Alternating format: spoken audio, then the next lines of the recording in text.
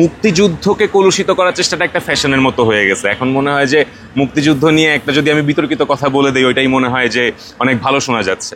যতদিন আমি আছি এখানে এবং আমার দেহে প্রাণ আছে, আমি এটা এনশিওর করতে চাই যে আমাদের সাহিত্য সংস্কৃতির মধ্যে দিয়ে আমরা যাতে আমাদের একাত্তরের চেতনাকে সবার সামনে সঠিকভাবে এবং সঠিক ইতিহাস তুলে ধরতে পারি। কি ভেবে ডাকসু নির্বাচনে আসা?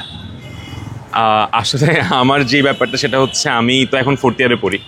তো 4 বছরে আমি যতটা না সময় আসলে আমার ডিপার্টমেন্টে পড়াশোনায় কাটিয়েছি, তার থেকে বেশি সময় আসলে আমি টিএসসি অডিটোরিয়ামে আমার কালচারাল সোসাইটির রুমে কাটিয়েছি। আমি আসলে আমার ক্যাডেট কলেজ লাইফ থেকেই আমি এই সব জিনিসে ইনভলভ ছিলাম। মঞ্চনাটক করতাম, উপস্থাপনা করতাম, বিতর্ক প্রতিযোগিতা, উপস্থিত বক্তৃতা, এই সব কিছুই করতাম, কবিতা আবৃত্তি করতাম। তো ভার্সিটিতে এসে আমি একটা নতুন মঞ্চ পেয়েছি আসলে। মানে ঢাকা বিশ্ববিদ্যালয়ের যে একটা শিক্ষার্থী তো স্বপ্ন থাকে যে নিজেকে টিএসসি অডিটোরিয়ামে, যে আসলে কালচারালি অ্যাক্টিভ, যে টিএসসি অডিটোরিয়ামে সবার সামনে একটা শো করবো। তো আমি যখন ফার্স্ট ইয়ারে আসি তখনই হচ্ছে আমার একটা নবীনবরণ প্রোগ্রাম ছিল কালচারাল সোসাইটির। তো ওখানে আমি একটা মঞ্চনাটকে আসলে অংশ নিই এবং মোটামুটি একটা মেইন ক্যারেক্টারই ছিলাম আমি। তো তখন ওই যে এতগুলা মানুষ, ভার্সিটির স্টুডেন্ট, সিনিয়র জুনিয়র আমাকে দেখতেছে, এই ব্যাপারটা আসলে খুব আমাকে আবেগ আপ্লুত করছে। সো এরপর থেকে আমি কালচারালি অনেক অ্যাক্টিভ ছিলাম। তো কখনো পলিটিক্যাল কোনো পার্টির সাথে ছিলাম না, কিন্তু যখন ডাকসুর সময় আসে, আসলে 5 তারিখের পর তো আমাদের একটা স্বপ্ন ছিল যে ডাকসুটা হবে। তো ডাকসুর সময় যত ঘনিয়ে আসে আমরা চেষ্টা করেছি আমাদের তরফ থেকে যাতে ডাকসুটা হয়। তো যখন আসে ডাকসুর সময়ের কাছাকাছি, তখন বন্ধুরাও হয়তো একটু উৎসাহ দেয়। আমি নিজেও ভাবি যে আমি আসলে 4 বছর যেভাবে লাইফ কাটিয়েছি, আমার মনে হয় যে আমার ভার্সিটির সাহিত্য সাংস্কৃতিক যে অবস্থা এখন, আমিও আমার বড় ভাইদের থেকে যেমন শুনছি যে আসার আগে যে কেমন ছিল সিচুয়েশন, এখন আসলে সিচুয়েশনটা নাই।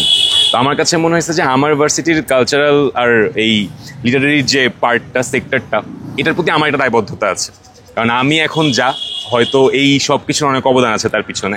তাই আমার মনে হলো যে আসলে আমি যদি এই সেক্টরে আসতে পারি এবং এসে এই সেক্টরটার জন্য কিছু করতে পারি, আমাদের শিক্ষার্থীদের জন্য কিছু করতে পারি, তাহলে আসলে ওইটাই আমার হবে আসলে আছে না আমার ওই ফেরত দেয়া এই অঙ্গনকে, যে এই অঙ্গনটা আমাকে যা দিয়েছে, আমি যাতে এই অঙ্গনের জন্য সেরকম কিছু করতে পারি। তাই আসলে সেই ভাবনা থেকেই ডাকসু নির্বাচনে আসে। আপনি যেহেতু 4th ইয়ারে, এই কয়েকটা বছরে দেখেছেন যে এগুলো নাই, এগুলো থাকলে আরো বেশি রিচ হতে পারতো। জি জি। সো কি কি দিতে চান? যেমন একটি অনেক ইম্পর্টেন্ট জিনিস হচ্ছে, আগের যে আমি সিনিয়রদের কথা বলছিলাম, আমার ওই দিনও নাট্যকলা একজন সিনিয়রের সাথে কথা হচ্ছিল, ভাইয়া হচ্ছে 15-16 সেশনের। তো আগে যেটা হতো কেন্দ্রীয়ভাবে, তারপরে আপনার হলেও নাট্য উৎসব, কবিতা উৎসব, সাহিত্য সপ্তাহ হতো। তারপরে আপনার অনেক সময় সঙ্গীত সপ্তাহ, নৃত্য সপ্তাহ। এই জিনিসগুলো না এখন অনেক আপনার মানে একটা কি বলবো, একটা আবদ্ধভাবে হয়ে গিয়েছে। ধরেন এখন ওই কোনো একটা বাসের প্রোগ্রাম, কোনো একটা ব্যাচের প্রোগ্রাম, ওই প্রোগ্রামটা টিএসসিতে হচ্ছে, এছাড়া কোনো একটা কনসার্ট, এই প্রোগ্রামগুলোর মধ্যেই আমরা আটকাই গেছি আসলে। বাট এই যে হলে যে আসলে সংস্কৃতি চর্চার বিষয়টা, যেটা আমার যে অঙ্গীকার আমার শিক্ষার্থীদের প্রতি, সেটারও একটি অনেক বড় অংশ, সেটি হচ্ছে আমাদের সাংস্কৃতিক বিকেন্দ্রীকরণ। যে আমাদের সংস্কৃতিটা আসলে অনেক বেশি টিএসসি কেন্দ্রিক হয়ে গেছে। সো এই জিনিসটাকে যাতে আমি আমার ভার্সিটির প্রতিটা জায়গায় ছড়াই দিতে পারি। সায়েন্সের হল, সেখানে জিগাতলায় লেদার ইনস্টিটিউট, সোশ্যাল ওয়েলফেয়ার, মেয়েদের হল নীলক্ষেতে, এখানে আমাদের পুরা হলপাড়া, মল চত্বর, এই জায়গাগুলোতে আসলে ওই প্রতিটা হলেই ডিবেটিং ক্লাব, কুইজ সোসাইটি, কিছু স্পেসিফিক ক্লাব আছে, তারাই কিছু অ্যাক্টিভিটিস করে। এছাড়া আসলে এই যে নাচ গানের যে প্র্যাকটিস, এই জিনিসগুলা আমি যখন আসলে আমার শিক্ষার্থীদের কাছে শুনতে গিয়েছি তাদের কি সমস্যা, আমার নাট্যকলার অনেক জুনিয়র আমাকে বলেছে যে, তারপরে নৃত্যকলা জুনিয়ররা বলেছে, হলে দেখা যায় যে আসলে তাদের একটা যে জায়গায় প্র্যাকটিস করবে তারা ডিপার্টমেন্টের বাদেও, সেই স্পেসটা তাদের নাই। তারা আসলে দেখা যায় যে রাত 12টার সময় হল থেকে মল চত্বরে এসে গান গায়, মল চত্বরে এসে রিহার্সেল করে। কিন্তু হলে যে একটা জায়গায় করবে, হলে তো রুমে এত রাতে করলে তো মানুষ ডিস্টার্ব ফিল করবে, ওই স্পেসটা তাদের নাই। আমি আসলে যেটা চাই যে আমি ওই স্পেসটা ক্রিয়েট করতে চাই, যাতে আসলে আমাদের সবাই যেই জায়গা থেকে সবার যে সংস্কৃতি চর্চার ইচ্ছাটা, সাহিত্য চর্চার ইচ্ছাটা, এটা যাতে সবাই সবার মতো করে আসলে করতে পারে। ফ্যামিলির একটা সাপোর্ট থাকে এবং খুব উৎফুল্ল হয় তারা, তাই জি। এবং সেটা যদি মনের মতো হয়, যখন আমি আমার বাচ্চা সেরকমই এবং ওই রকমই কালচারালি খুবই রিচ, তাইলে খুব ভালো লাগে যে না ঠিক আছে যাও। ফ্যামিলি কেমন সাপোর্ট দিচ্ছে?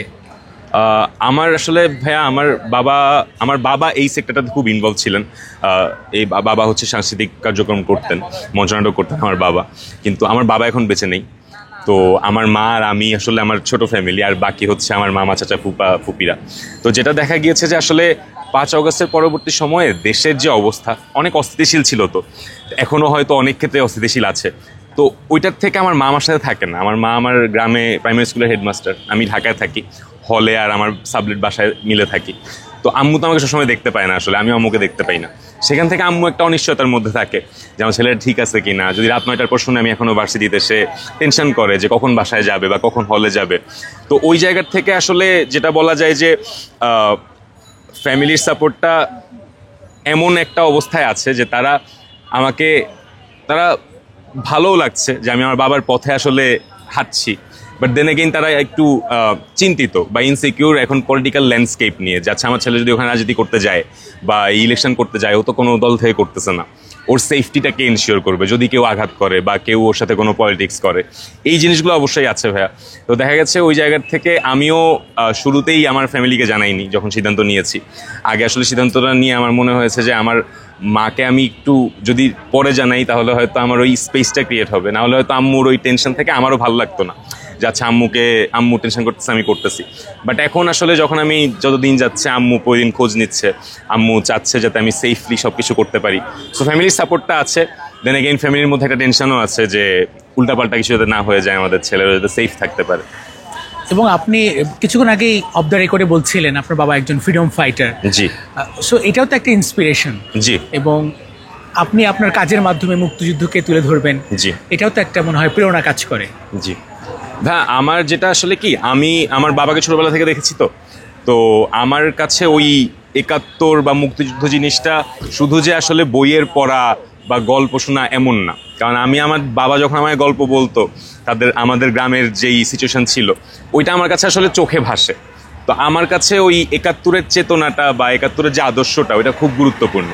কিন্তু ওই যে 5 আগস্টের পরে দেখা গেছে যে একটা গোষ্ঠী বা কিছু মানুষ এই মুক্তিযুদ্ধকে কলুষিত করার চেষ্টাটা একটা ফ্যাশনের মতো হয়ে গেছে। এখন মনে হয় যে মুক্তিযুদ্ধ নিয়ে একটা যদি আমি বিতর্কিত কথা বলে দিই, ওইটাই মনে হয় যে অনেক ভালো শোনা যাচ্ছে।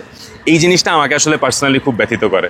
আর যেহেতু এখন আব্বু নেই, ওই জন্য আরও বেশি খারাপ লাগে যে আমার বাবা ছিল আমার সাথে, এখন বাবা নাই, আমার বাবা মুক্তিযোদ্ধা ছিলেন। তো এই জিনিসটা আরও আমাকে মানে অনেক পীড়া দেয় আর কি। এবং আমি এই জিনিসটা চাই যে আপনি যদি সব সংগ্রাম, সব লড়াইয়ের ইতিহাস দেখেন, সাহিত্য ও সংস্কৃতি ছাড়া আমরা আসলে কখনো কোনো কিছু অ্যাচিভ করতে পারি নাই। এটা হোক কাজী নজরুল ইসলামের কবিতা ব্রিটিশ শাসনামলে, আর 71-এর সময় সৈয়দ শামসুর রহমানের কবিতা। সো আমি চাই যে আমি যদি এই পদে আসতে পারি বা আমি যদি এই পদে থাকি, ইভেন আমি এই পদে না থাকলেও যতদিন আমি আছি এখানে এবং আমার দেহে প্রাণ আছে, আমি এটা এনশিওর করতে চাই যে আমাদের সাহিত্য সংস্কৃতির মধ্যে দিয়ে আমরা যাতে আমাদের 71-এর চেতনাকে সবার সামনে সঠিকভাবে এবং সঠিক ইতিহাস তুলে ধরতে পারি। এমন কোনো স্পেস যাতে না থাকে যে কেউ কোনো একটা বিতর্কিত জিনিস নিয়ে আমাদের 71-কে কলুষিত করার সুযোগ পায়। শেষ প্রশ্ন, আপনি নিজেও সাহিত্য চর্চার মধ্যে আছেন, বিভিন্ন সাংস্কৃতিক পারফরমেন্স তো করছেনই, কবিতাও লেখেন, আরও হয়তো অনেক কিছু আছে আপনার এগুলো নিয়ে কোনো প্ল্যান আছে বড় পরিসরে কিছু করা? হ্যাঁ, বড় পরিসরে যেটি করার একটি বাস্তব কথা হচ্ছে আমাদের তো মেয়াদ 1 বছর। হয়তো অনেক কিছুই বড় পরিসরে চিন্তা করলেও আমি সব করতে পারবো না। আমি যেটা করতে চাই, আমাদের আপনি দেখবেন বেশিরভাগ ডাকসু প্রার্থী যেটি বলেছে, ভিপি হোক, জিএস হোক, এজিএস হোক বা সদস্যরা যারা হয়তো স্পেসিফিক সম্পাদক না, যে তারা ক্যালেন্ডারে ডাকসু অ্যাড করতে চায়। সো আমি চাই আমি যদি সম্পাদক হই, আমি আমার বাকি যারা থাকবেন ডাকসুর আমার প্যানেলে, তাদের সাথে আলোচনা করে এই বিষয়টি এনশিওর করার যে আমরা যাতে ডাকসুটাকে ক্যালেন্ডারে আনতে পারি। ডাকসুটাকে আমরা যখন ক্যালেন্ডারে নিয়ে আসতে পারবো এবং প্রতি বছর হবে, তখন আমি যদি একটা ভালো কাজ শুরু করে দিয়ে যাই, আমার যে অনুজ হবে পরবর্তী সাহিত্য সাংস্কৃতিক সম্পাদক, সে আসলে যাতে জিনিসটাকে কন্টিনিউ করতে পারে।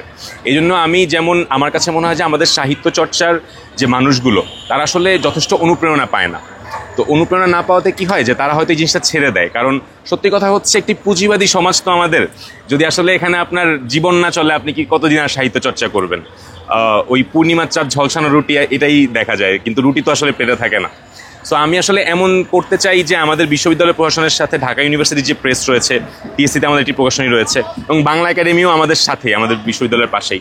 তো এই জিনিসগুলোর মধ্যে একটা কোলাবোরেশন ক্রিয়েট করতে চাই, যাতে যোগ্যতার ভিত্তিতে আমাদের শিক্ষার্থীরা যেই সাহিত্য চর্চা করছে, এই জিনিসগুলো আমরা প্রকাশ করার ব্যবস্থা করতে পারি। আমি একটি মাসিক পত্রিকা বের করতে চাই আমাদের শিক্ষার্থীদের কন্ট্রিবিউশনে, এবং এই মাসিক পত্রিকা ছাড়াও আমার এই পুরো 1 বছরের মধ্যে একটি বার্ষিকী বের করতে চাই, যেখানে আমাদের শিক্ষার্থীদের কন্ট্রিবিউশন থাকবে, তাদের লেখা থাকবে, হয়তো বার্ষিকীতে আমাদের শিক্ষকদের লেখাও থাকতে পারে। এবং এই জিনিসটাকে আসলে আমি অ্যাটলিস্ট ঢাকা এবং ঢাকার বাইরেও পুরো দেশব্যাপী সার্কুলার করার একটা ব্যবস্থা করতে চাই আমাদের প্রশাসনের মাধ্যমে। কারণ তাহলে আসলে মানুষ জানতে পারবে যে না, ঢাকা বিশ্ববিদ্যালয়ে আগে যেমন কালজয়ী কথা সাহিত্যিকটা ছিলেন, এখনও আসলে ঢাকা বিশ্ববিদ্যালয়ের সাহিত্য মরে যায় নাই। এখনও শিক্ষার্থীদের মধ্যে সুপ্ত প্রতিভাটা আছে, তারা জাস্ট ফ্লারিশ করার জায়গা পাচ্ছে না। এই জিনিসগুলো আসলে আমি এনশিওর করতে চাই ভাইয়া। আর এটা তো গেল সাহিত্যের দিক। যদি সংস্কৃতির দিক বলেন, তাহলে আমাদের আঞ্চলিক যে সংস্কৃতিগুলো, আমাদের আদিবাসী সংস্কৃতিগুলো, এই জায়গাগুলো আসলে এখানে এনাফ স্পেস পায় না। তো দেখা যায় যে আপনি যাকে জিজ্ঞেস করবেন ভার্সিটি, কেউ বলতে পারবে না এই ভার্সিটিতে লাস্ট কবে বিজু উৎসব হয়েছে। আমি চাই যে এই আঞ্চলিক উৎসবগুলো, আঞ্চলিক যেই ট্রেডিশনগুলো, কালচারগুলো, ইভেন ওদের ফুড, আমরা ভুলে যাই যে ফুড আমাদের কালচারের একটা বড় পার্ট।